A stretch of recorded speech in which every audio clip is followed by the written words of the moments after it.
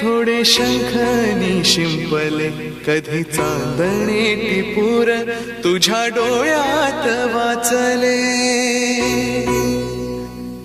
कधी उतरला चंद्र तुझ्या माझ्या अंगणात स्वप्न पाहराचा थवा विसावला जळीला.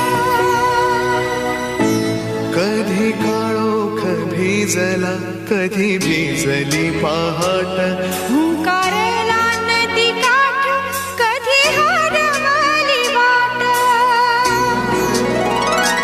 वाऱ्या पावसाची गाज काळे भास